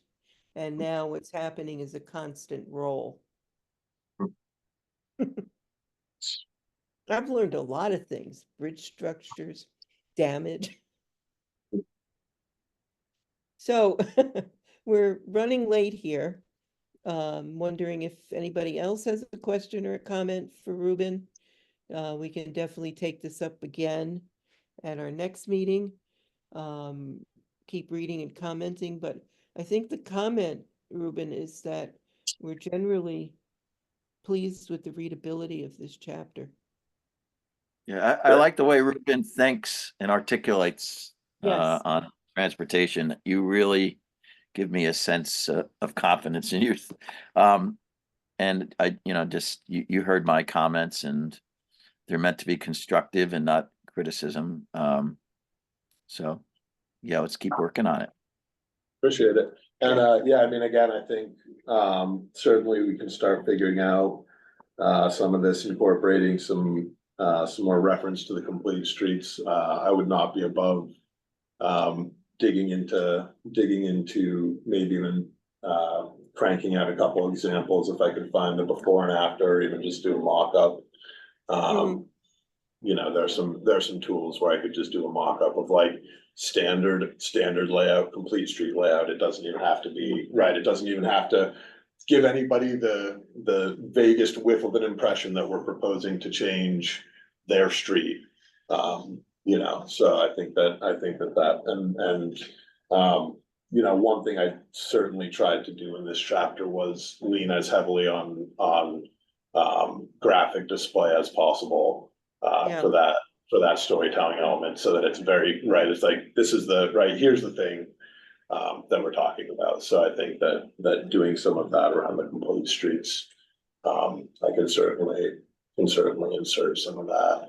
And then trying to, starting to get a sense of some of the town spending, I think, and looking at who got hit. Might do something for the foreman's meeting this fall.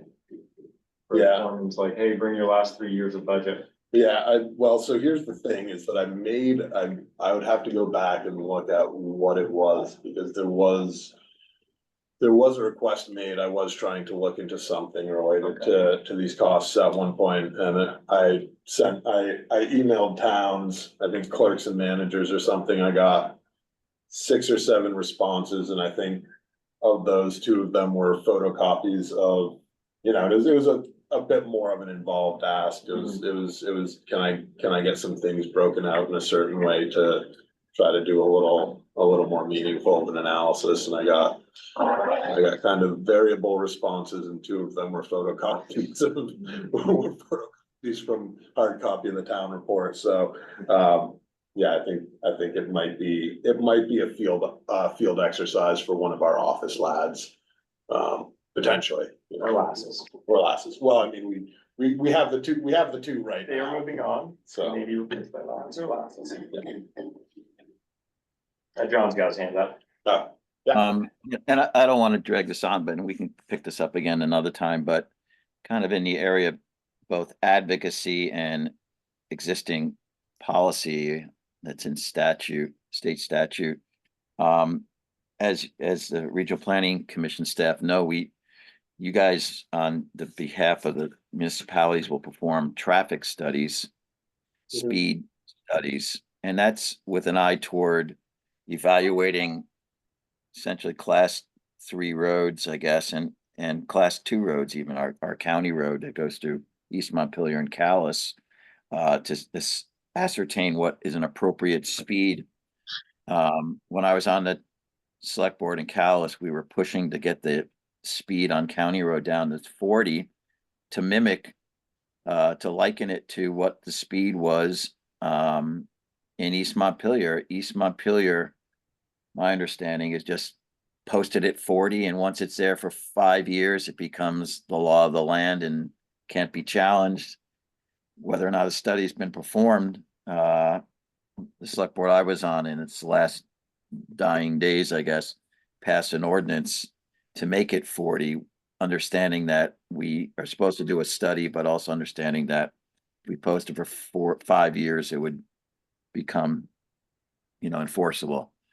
The problem is statute and this, what I consider a bizarre engineering kind of notion that if 80% of the people are going 50 miles an hour, that must be the right speed.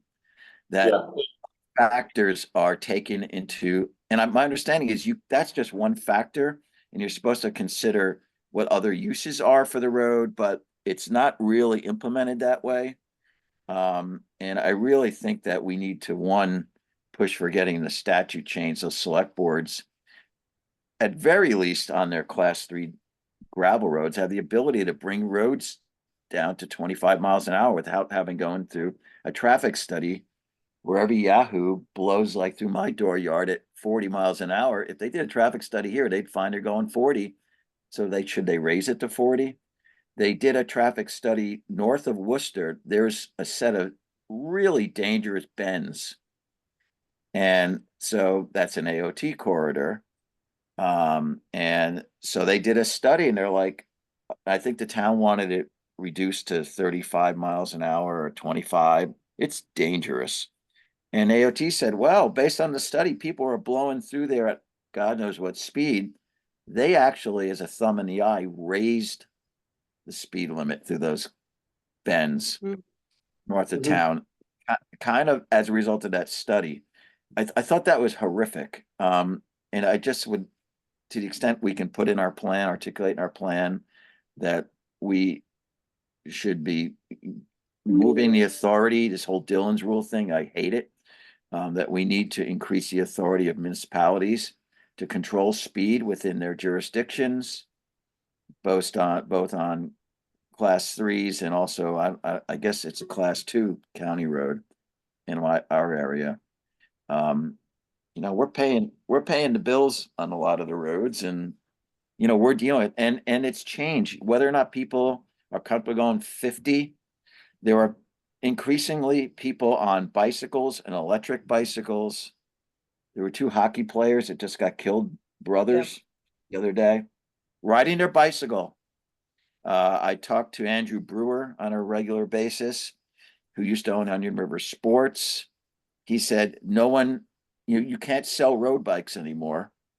Not because people don't like road biking, but it's gotten to be so dangerous between texting and distracted driving and all that's going on that people are all doing gravel biking, which is great.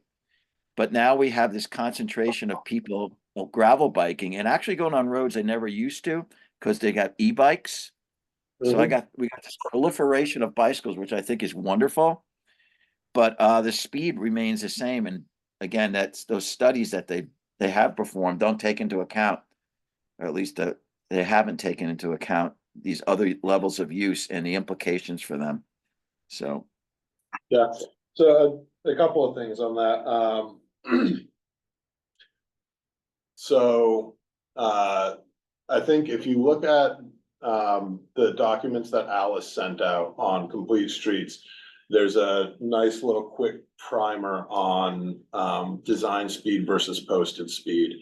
And the thing about design speed is that as the responsiveness of vehicles improves, the design speed goes up, right? My anti-lock brake, power steering, good suspension, modern vehicle will do 60 miles per hour comfortably on a road that a vehicle from 1975 will do 40 comfortably on, right? And the real fix for those sorts of things is usually going to be some kind of design intervention. So either geometric modification of the cartway to either, depending on the type of road that you're talking about, either tighten things up or create some set of conditions that warn drivers to slow down, right? So even things like vertical elements on the side of a road that, right, I still have the same amount of lateral clearance, but if there's if there's a 4 foot high fence, right next to the ditch, my impression of my lateral clearance as a driver will be that I have less room to play with, and my natural response will be to slow down. So one of the things, and it's been focused mostly on the class 1 state highways that double as some of the village main streets. So I did some work with East Calais and Middlesex, and it's got put on pause after the flooding, but we're going to be hopefully going through design review with V-Trans for some demonstration projects for these types of interventions. Now, again, that's on pavement, but I think figuring out treatments for dirt roads, if that's where the and it sounds like you're saying that there's some real danger. well, it's not only treatments, Ruben, it's the authority of a town to lower the speed limit. If we are constrained to this 80 percentile thing, which is, I think it was developed by engineers who love to go fast and make roads straight and wide. And I think, getting back to our culture, I think we're shifting away from that being a great thing for society.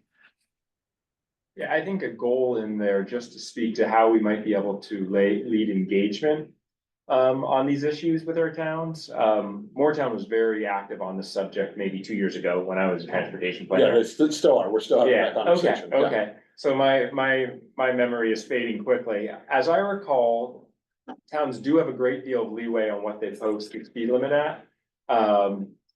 But the state is also very vocal that they resist that, because if drivers feel the speed's too low everywhere, then they're going to speed anyway. Again, that design to speed versus posted speed question. Growing up, going way too fast on your road, John, 25 years ago, I think one of the things that got us to slow down is just public shame. So like, how do you engage communities to have that conversation? So when you drive by old man Brabants, he's out there pointing at you, and he's gonna tell your dad that you were going 55 on a 35 and get you in trouble. It sounds kind of hokey, but some of it, I feel like we might be able to provide these sort of alternative tools and empower communities to take control of their own roads. But just an anecdote, Governor Cunin was at a talk or gave an introduction to a talk up at Sterling College that I attended, but reportedly after the talk, she was driving down a gravel road and state trooper driving her limo, and a guy went past her going 50 miles an hour. And she's like, pull him over, chase him, pull him over. And the guy said, I can't. She goes, no, go pull him over. Don't worry about me. He said, I can't, because at the time, unless otherwise posted, the default speed limit was 50 on every road in Vermont. So the reason it's now default 35, unless otherwise posted, is because Governor Cunin flipped their lid, thankfully. But there was huge pushback from the Pentagon, as we used to call it, the AOT, to lowering it below 50. So this is circa 1989 or 1990. So yeah, there's going to be pushback, but I think giving the towns more tools, and traffic calming is an awesome way. Go to France. I encourage everyone to go there and look what they do. They are light years ahead of us. They've got it all dialed in. They've got these narrow, ancient roads that were meant for a single horse cart, and they're running two-way traffic through these little villages, and they know how to do it. They slow that traffic to a crawl, and it's wonderful, and it makes living a great. People go to France because of that, and you can ride your bicycle safely. Well, Cal's got its own road design standards, right? I'm sorry, Alice, didn't mean to cut you off. Right. Okay. Well, Okay. I did want to just jump in real quick and just go and let everybody know, I did stop by last week and left written comments. I reviewed the document and left written comments for Ruben and folks to take a look at. So Yeah. I have gone through it. I have given a number of comments. I thought overall, I thought the whole middle part was good. I thought we needed to work a little bit. I think we need to have a little bit more visionary aspiration. I thought it's good, but I think we can be more visionary with that. And then I think, again, which has been my reoccurring theme, I think we have a lot of work as a committee to go through and work on our strategies and our policies, especially after our conversation we just had with Peter. I think we can have much better conversation. I thought the goals were good. I thought the strategies, we could work more on the strategies, and then we do need to have more policies. We don't really have a lot of policies in there for applying to Act 250, but I think that once we start working on it, I think it'll all start to get a little bit clearer for everybody of what we'll need in there for policies. But overall, I thought it was really good, but I did leave a bunch of comments, and so I didn't want anyone to think that I wasn't commenting because I didn't have comments. I actually have already given them to the staff. So No, we know you better than that, Mike.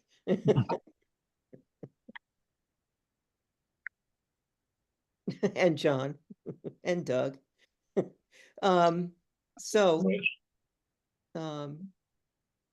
Just one comment for Will.